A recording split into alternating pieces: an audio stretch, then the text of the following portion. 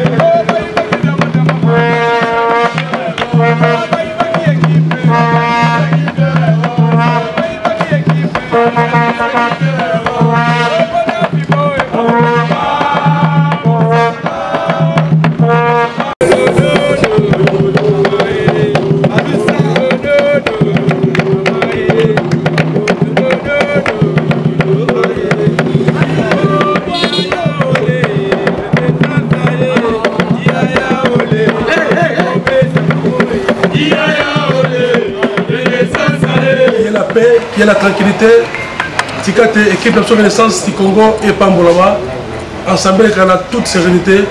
Ainsi nous avons prié, Touloubi, merci Seigneur Jésus-Christ.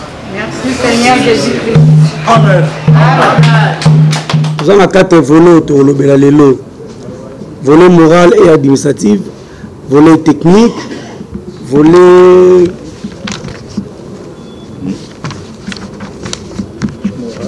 moral et puis du vert. Est-ce que nous adoptons, oui ou non? Si on est d'accord, on lève le doigt. Ok, nous avons adopté. On passe maintenant au mot du président. Le président Maloua, nous vous demandons d'adresser un petit mot à toutes ces personnes qui sont venues assister à l'Assemblée générale ordinaire. Merci, monsieur le délégué. Il y a Renaissance, il y a 2014. Le Cambois Renaissance, il y a 2014, et ici, Koufa Kakala. Voilà un éclaircissement que je voulais vous donner. Hein. Depuis le jour que Tozoa qui numéro matricule Yassika, ça veut dire que même à une année qu'on a noté, c'est à peine que la Lina Foot,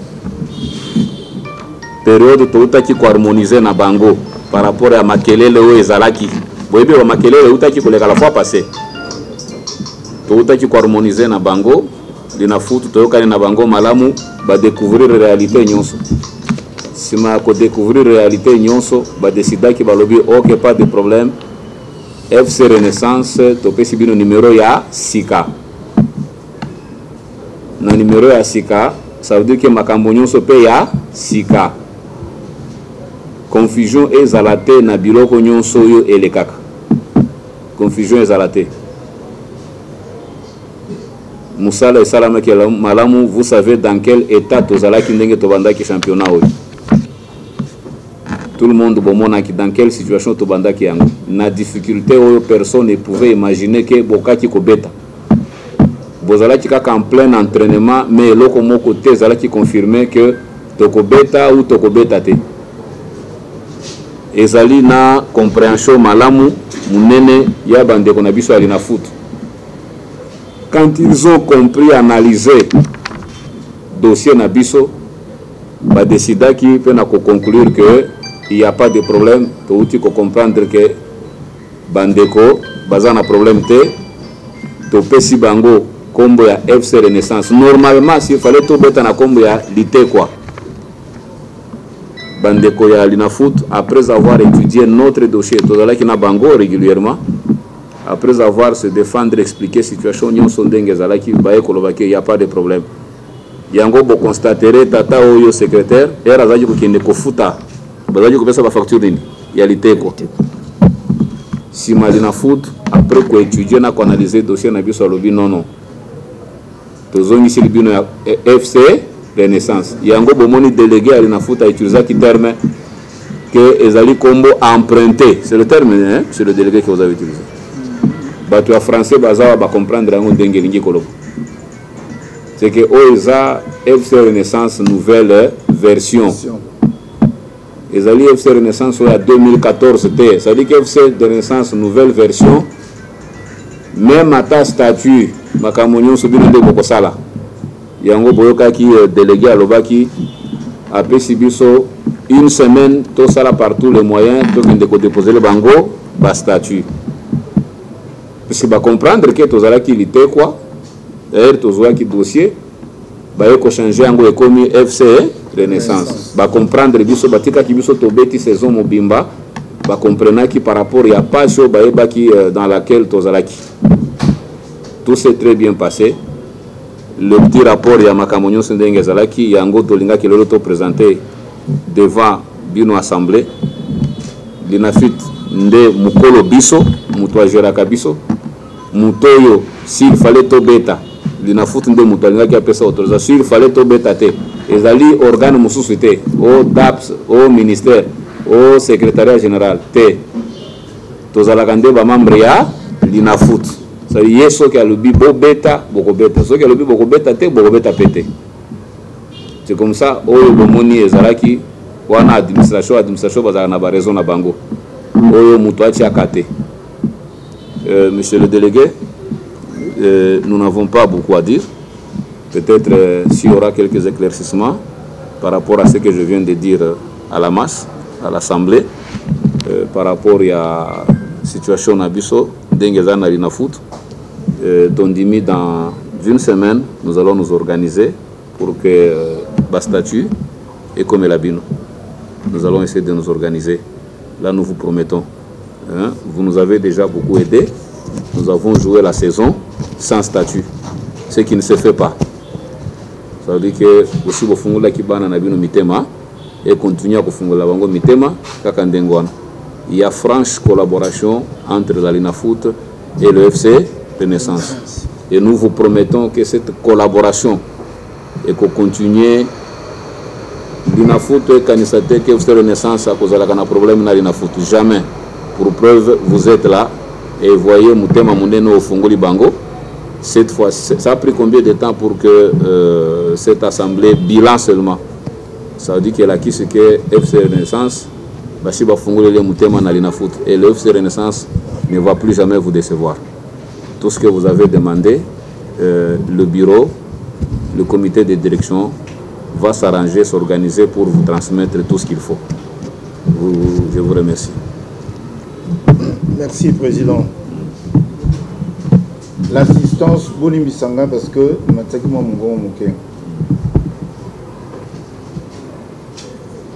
Tolandi Bisson sommes mon président à lobby.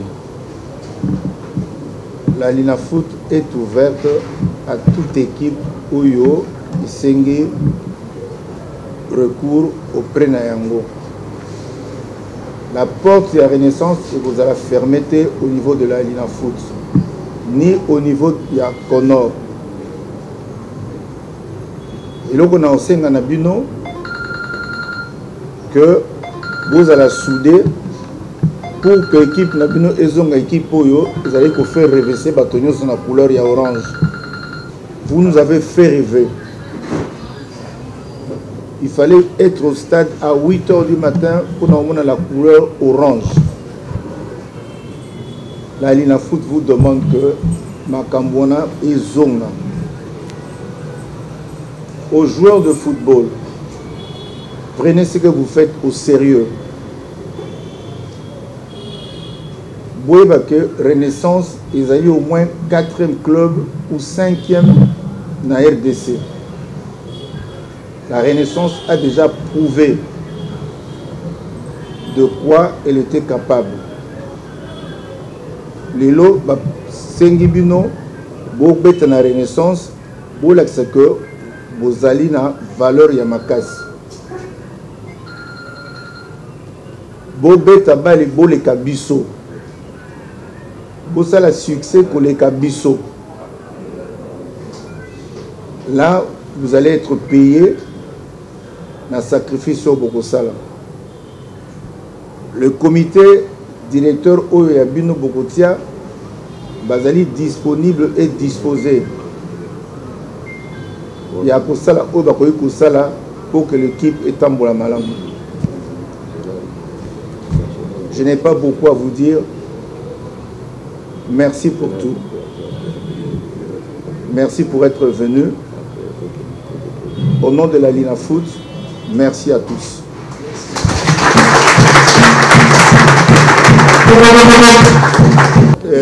Le secrétaire du club, le secrétaire adjoint, a résumé les bisous. Qu'est-ce qui est prévu dans le rapport administratif, technique, financier et ma prévision pour l'année prochaine. Nini va réserver les bisous pour que Renaissance ait tamboulé sous Makassi.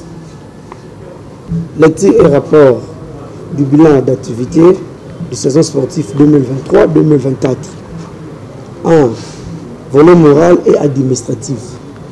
Le FC Renaissance du Congo s'est rejoint de bonnes relations avec la Lina Foot et toutes les instances sportives, ainsi que la DAPS a été aussi parfait, convaincre avec les autres clubs. Il convient de montrer que la relation au sein du club entre les comités sportifs et les conseils d'administration, d'une part, et les comités sportifs et les comités nationaux des supporters CNS en cycle. Les clubs puissent bénéficier du fonctionnement des joueurs du championnat avec toutes les qualités. Les clubs s'expriment de tout gratuitement de son président du conseil d'administration, l'évêque Pascal Moukouna, pour l'achat, point d'interrogation. La prime d'or revient du comité sportif de Maître Billy Malou à Creface pour son implication personnelle sur le plan financier et de soutien personnellement. Le comité sportif est tenu de l'Assemblée générale extraordinaire de l'activité tenue de date le 21, tenue de l'activité le 25 octobre 2023 au Flat Hotel d'Orphinian, situé sur le croisement de l'avenue Wangata et Kibati, numéro 457 dans la commune de Kinshasa. Le comité sportif élu pour 3 saisons s'est composé de la manière suivante. Maître Billy Malou à Creface, président. M. Kakolon Lomeda, vice-président. M. Batouvidi Ahmed Moyo, secrétaire sportif. M. Mboyo Itole, secrétaire adjoint. M. Fouta Ilunga Djedje, trésorier. M. Kaniki Daniel, conseiller. M. Chimbalanga Apollinaire, conseiller. M. Chiswaka Freddy, conseiller. M. Moukouna Philippe, conseiller. Il convient de signaler que les secrétaires sportifs pour les achats techniques et l'administration pour les empêchements, secondé par M. Lebranzazi moi-même, le secrétaire administratif.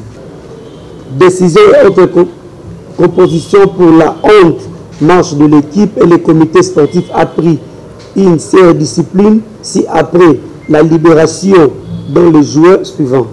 Lambe Poiti, libéré. Mbemba Bankoy, libéré. La rétrocession à son club du joueur Nzunzu Soki. Pour clore ce volet, il convient de signaler que le comité avait introduit des lettres de dénonciation auprès de la Lina Foot pour la réclamation par certains clubs de joueurs litigés au cours de cette saison. Mais fort malheureusement, la Lina Foot ne nous a pas répondu. Du staff technique, le staff du FC Renaissance du Congo avait 3 entraîneurs principaux. Il s'agit de M. Jean-Claude Makanda, Lokose Gaspard Wakosia. Tout second par M. Alex Toumba comme entraîneur adjoint chargé de la technique et M. Victor Epoma Gires comme préparateur physique des gardiens. M. Shinda Limpia Chaler comme préparateur des gardiens. Du staff médical et contrôle médical. Au cours de cette saison, le staff médical du FC Renaissance du Congo est tenu par M. Matoula Chora, et M. Pichou Moulumba Kalala, respectivement médecin, soigneur de l'équipe. De l'assurance sportive au cours de cette saison sportive 2023-2024, 39 athlètes, les membres du comité sportif ainsi que du staff technique et médical ont été ouverts par une police d'assurance sportive. Mouvement identique composé. Lettre récit 3, lettre expédiée 1, communiqué de presse 2, décision 3, circulaire 3. Il convient de signaler que la saison sportive 2023-2024 n'a pas été du tout bon suite pour notre club du fait que nous n'avons pas pu attendre que l'objectif principal a été la montée en Ligue 1. Cela n'empêche pas que le club, ça reste là. Tout de même, nous félicitons le staff technique et de l'athlète pour leur courage, amour et témoignage vers le club. Les résultats obtenus. Voici les résultats obtenus par le FC Renaissance du Congo au cours de la saison sportive 2023-2024. 22 matchs joués, 10 matchs gagnés, 10 matchs nuls, 6 matchs perdus, 29 buts marqués, 16 buts encaissés, 35 points. Goal différence, plus 13. 5e de la championnat. Avertissement. 19 cartons jaunes, 1 carton rouge. Élu comme meilleur buteur, et Tekama Agiti Tadi, 16 billes. Luko Kimalemba, 3 billes. Makengo Modeste, 2 billes. Tiseke Ditisam, 1 but. Nzoko Ashmer, 1 but. Ngabia Emmanuel, Jesse Elembe, Bressi Tabal. La gestion des membres du conseil d'administration et des membres du comité sportif et des membres d'honneur. Cotisation de tout le monde et de la CNS. Dépenses sportives. Oui. Droit de participation. Préparation de l'équipe. Achat de l'équipement et sportif. Paiement des salaires et primes des joueurs. Paiement des salaires et primes du staff technique et staff médical. Motivation pour le démarche et primes des secrétaires. Paiement, salaire et primes du personnes auprès de l'équipe. Soins médicaux pour le joueur, staff technique, médical, personne. Frais de fonctionnement, fourniture, bureau de la secrétariat. Restauration des joueurs. Dotation aux produits pharmaceutiques. Ainsi que nos joueurs, cas de transfert et acheté. Centre médical, frais administratifs. Location, permanence, achat de bis. Cas de transfert. Pour permettre le plan opératif de nous jouera l'Assemblée réunie ce jour pour la proposition du comité sportif. Déclarer tous les joueurs sont transférables. Je vous remercie, Monsieur le Président. Donc, l'acclamation à Bino prouve à suffisance que vous avez adopté le rapport annuel 2023-2024. C'est que vous êtes dans le bon. J'ai 2 petits points à compléter. J'ai entendu dire que M. Mboyo, un certain Mboyo, qui est dans Ange Vert, est aussi dans Renaissance comme secrétaire. Moi, je pense qu'il doit choisir soit c'est le FC ou soit c'est Ange Vert pour le bon fonctionnement de l'équipe. Le deuxième point, le cas de M. Amey, c'est à vous l'Assemblée de décider. La décision que vous avez en Assemblée, c'est la décision que vous actez dans PV Nabino. Vous benganaye, c'est un traître. Ce que vous avez dit, vous avez suspendre. Donc vous avez un secrétaire. Boyokinga? Oui. Oh, nous sommes d'accord pour nous la mais à tomber Moussa.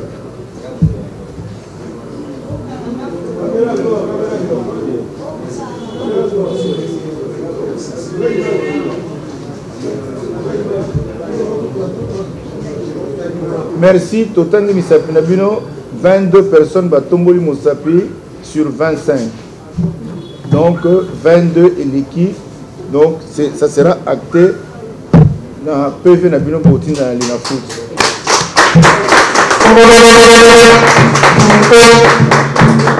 Pour monsieur Mboyo, Bolobi Nini, pour que ça puisse acter dans le rapport Nabino.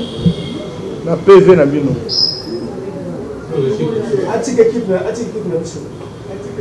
Atik équipe Nabino. Ceux qui sont pour.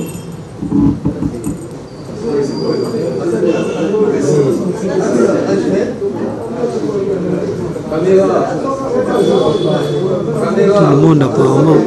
Tout le monde. Tout le monde. Tout le monde. Toute chose a une fin. Mais je vous donne la parole, l'assistance. Celui qui a un petit conseil, il a coupé ça dans le président Maloua et son comité. Attends la Moussapi, tu ces paroles. Un petit mot d'encouragement. Comment vous comptez attendre cette équipe? Comment est-ce que Bajor va se comporter sur le terrain? Au hasard, moi, les Kamboya Koloba, attends la Moussapi comme conseil. Bon, tu vas dans maman, si ma papa, si ma maman Moussousou, si ma papa Moussousou. Président Billy Malou, on a l'ingénieur pour son conseil pour l'équipe Nabiso. Vraiment équipe Tonyo comme nous to souffrir mingi pour l'équipe Salema. Et là on a aussi un président à saler la biso na renaissance après sa renaissance tout fierté nango permanence bis ya ba joueur na biso balata bien ba joueur na biso balia bien mutu nyonso abanda ko sala contrôle ba joueur il faut landela ka batu wana basala sunenge basala na saison utu ko sala ko sila te po bato basali to saison utu ko sila tuka basala ki désordre makasi pemena ba joueur bambonga ba joueur ko lia balandela ba ko pesa bambonga bazo hotel ya bien pona ba joueur ba ko hotel ya malonga te atuka tour oyo makamnyo se fait tellement etambola na ordre président landela équipe sécurité ezala na ordre makamnyo so ezala vraiment na ordre bongo suka na ngwana. Merci le secrétaire adjoint à comité national des supporters. Ngala Rosenga monsieur Costa Mwamba. Na Rosenga na président Nabiso a continué toujours dans les bons chemins. C'est-à-dire quoi? Renaissance et Woutina Babitumba est belé de gauche à droite. Mais à l'emba quitté, à Telema qui le colle à Mobali, c'est le Renaissance, tout ça qui existait.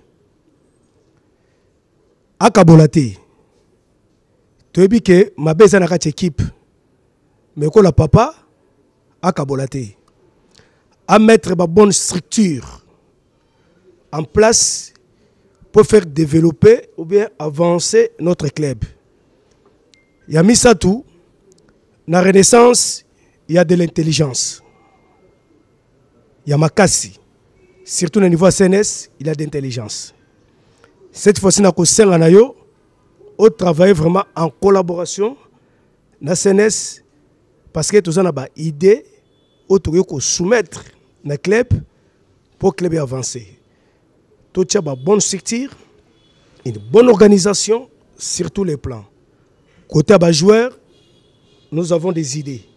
Côté sécurité, côté animateur, côté supporters, côté nos comité, nous avons des idées. Nous avons un cahier de charges. Nous avons déjà pour topper dans le comité. Au tala pour au tchango yamalam au tchango en application au monde à club et à quoi avancer. Naba na Renaissance to yebi que Renaissance ngalo bakake ba supporter sa Renaissance ba leka mungwa na ndenge nini to yebi trop mais cette fois-ci to yeba muke muto gérer équipe c'est le comité, ce n'est pas nous les supporters. Ça c'est un petit conseil de tous ça. Tout ce kabilo ko ba réseaux sociaux, tout ce kabilo ko attaquer ba comité. Renaissance à Asbel. Asbel ça aller sans retour. C'est-à-dire tant au présent à club, Azu 1000 francs na bimisi net équipe Renaissance na retour azoka rien. Net singa bonema mabale tozaka na ba comité. Soki président mbongo bimisi lelo na année oyo plus de $100,000 na retour azu 1 franc te le col 1000 francs le bénéfice. Alors on a biso ba supporters et sengeli to pesa ye respect to encourager ye tous à la pembeni na bango po ba meka ko encadrer jeunesse ou baza ba joueur na biso. Merci. Bonsoir à tous. Je réponds au nom de Solange Molisso, la présidente des structures des vrais et Kenda Sango. Président Nangai Molisso, Solange Molisso. Conseil Kakamoko, n'a deux choses, mais nous avons un conseil pour appeler sa président Nangai. En tout cas, félicitations d'abord. Namoni penza au bundi lokola mobali. Au telemi lokola mobali azalaka. Armoko tozalaka ba ingrate ou ingrate te. To yebi place o to uti. To yebi place o to linga to soukela. Quant à moi personnellement, na yebi ke to linga to souka mabe. Mais grâce à président Maloua, toza ya ko telema. En tout cas, coup de chapeau à vous. Conseil nangezaka président koyoka te biyoka yoka. Kokabola pete ndenge bandeko nanga mususu baleki. Telemaka lokolo zaleli. Place oyo et avasaki te ou bien simba kite corriger yango président. Et ça petit problème. Toko sunga yo atana ba $10 na biso. Toko sunga yo toko tika yo te. To yebi batu mususu ba na besoin FC Renaissance et limwa. Mais eko limwa te. Ka muke ozana ngwana. Sunga ba joueur na biso. Moi ma papa président kotala kate ke il faut salaire. Ang moko salika volonté o tindi mutu asombeli bango ma papa balati ba bimi propre. Eko sala bien. Ba animateur na biso. Président, ba animateur na biso. Président, est-ce que babilo ko na ba obeta ntindindindi ana? Eza eloko.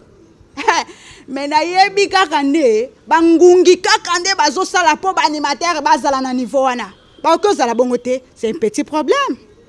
Même biso to ko s'engager nango. Zalaka na biso même moral. Kotala batuteo bazo sala non président. Zalaka ndengo zalaka. Na lingi pe na yebisa bandeko nanga bozala calme. Siko makambo ebandi. Président yoki oyo to yebisie ayoki ba besoin oto yebisie cette fois-ci. On va aller. Merci. Le roi des rois, le créateur incréé, le créateur des choses visibles et invisibles, le tout-puissant, l'incomparable Dieu, le Dieu qui dit la chose arrive. Yahweh te peut son merci. Aux Alaki, nous avons du début à la fin. Tout s'est passé dans de bonnes conditions. Merci pour ta présence, merci pour ta paix. Yahweh, nous laissons le chemin de retour en tes saintes mains. Que le sang précieux nous protège. Que tes anges nous accompagnent. Ainsi nous avons prié. Merci, Seigneur Jésus-Christ. Amen.